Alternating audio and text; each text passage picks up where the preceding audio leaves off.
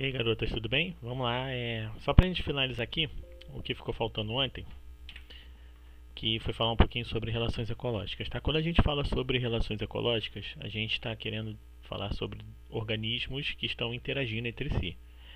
Quando a gente analisa essa interação, ela pode ser entre organismos da mesma espécie ou entre organismos de espécies diferentes. Quando que você vai saber quando é da mesma espécie e quando é de espécie diferente?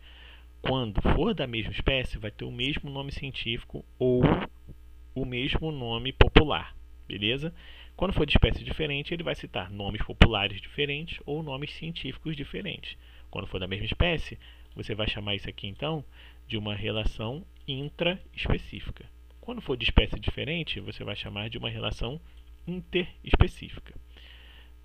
Dentro disso, dentro de cada uma dessas, seja intra ou interespecífica, a gente tem relações que podem ser harmônicas ou desarmônicas.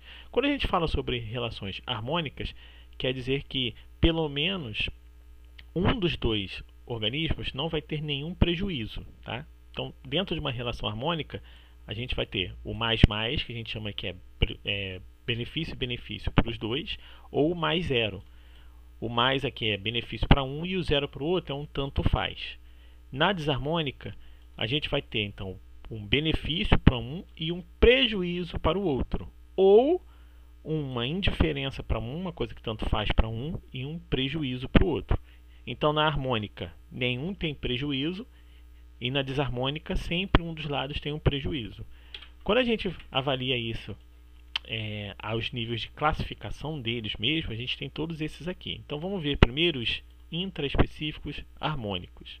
Quando a gente fala sobre relações ecológicas intraespecíficas harmônicas, a gente está falando só sobre duas: colônia e sociedade. Como está escrito aqui, vou dar dois exemplos de colônia. Vou dar um exemplo de colônia e um exemplo de sociedade. A colônia pensa em bactéria. As bactérias, elas praticamente vivem unidas entre si quando formam colônias, e elas têm todas as mesmas funções. Outros exemplos: esponjas, quinidários, tá? Que formam corais. E ali então a gente tem benefício para os dois lados, eles se auxiliam. Numa sociedade a gente também tem benefício para os dois lados, sendo que agora os organismos eles não vivem unidos, eles estão separados e têm funções diferentes. Então abelhas, humanos, cães, primatas, de forma geral, tá? Podem fazer ali viver em sociedade. Quando a gente fala sobre as relações intraespecíficas desarmônicas, a gente está falando então sobre canibalismo e sobre competição. Quando a gente fala sobre canibalismo, é quando um organismo mata outro da mesma espécie para comê-lo. Tá? Então aquele que morre vai ter o prejuízo, porque morreu, claro, e aquele que comeu o organismo está obtendo nutrientes, então está tendo um benefício. Na competição, a gente está falando sobre disputas. Disputa por qualquer coisa: território, alimento, fêmea, enfim, qualquer coisa que seja. Então, aquele que ganha a disputa vai ter o benefício e o que perde vai ter o prejuízo. Quando a gente fala sobre relações interespecíficas, ou seja, de espécies diferentes, entre espécies diferentes, harmônicas, a gente fala sobre, então, em relação ao mutualismo. Tá? O primeiro exemplo que a gente vai usar aqui agora. São dois organismos de espécies diferentes que se beneficiam, mas com dependência. O que significa? É necessário que eles interajam entre si. Se eles não interagirem entre si, eles não vão sobreviver, tá? Ao longo prazo, beleza? A nível de população. Quando a gente fala sobre protocooperação, a gente está falando sobre dois organismos que interagem entre si, têm benefícios para os dois, mas sem dependência. Ou seja, se eles deixarem de se relacionar, não vão morrer a longo prazo. Eles podem ter problemas de sobrevivência, mas não vão morrer exatamente por causa disso. Não tem dependência entre eles. Quando a gente fala sobre inquilinismo, a gente fala então sobre dois organismos onde um se aproveita do corpo do outro para moradia. Esse que se aproveita do corpo do outro está tendo um benefício porque ele está morando ali. Tá? Pode ser para fugir de predador, né, se camuflar, enfim, tem várias coisas que podem acontecer dentro disso aqui.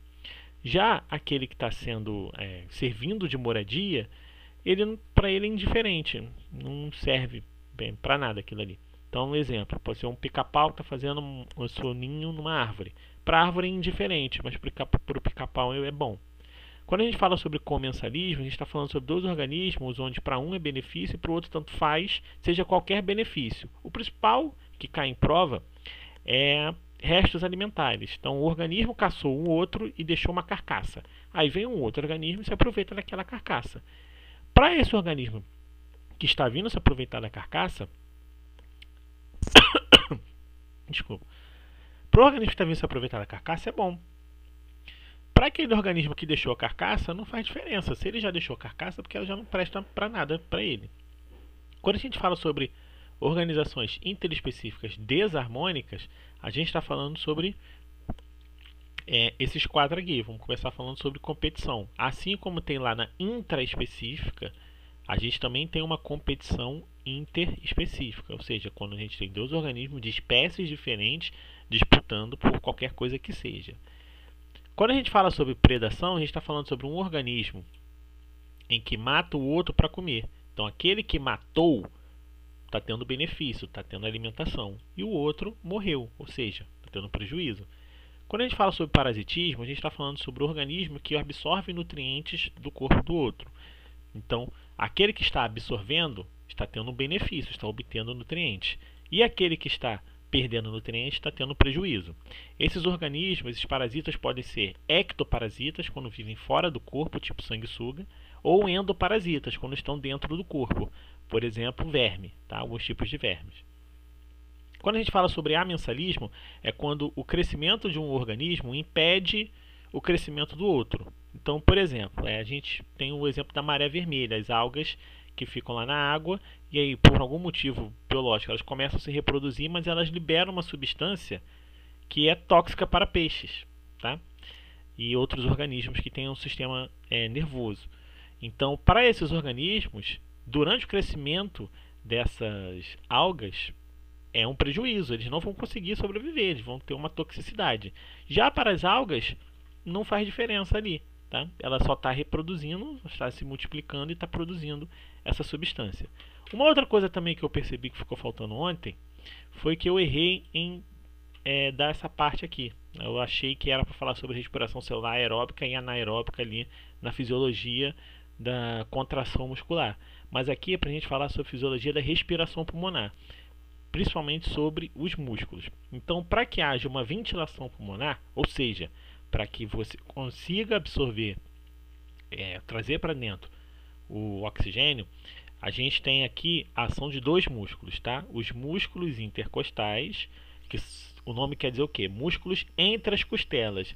Então são esses músculos que estão aqui, ó, entre as costelas, tá? Os músculos que estão entre as costelas, eles vão ali expandir.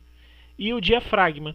O diafragma é esse que está aqui embaixo e ele expande na vertical. Então, músculos intercostais expandem na horizontal e o diafragma expande na vertical. Isso faz com que o pulmão aumente, tá, como está dizendo aqui, tá? O volume do pulmão aumenta, a pressão interna dos pulmões diminui e o ar entra, beleza? Para sair ao contrário.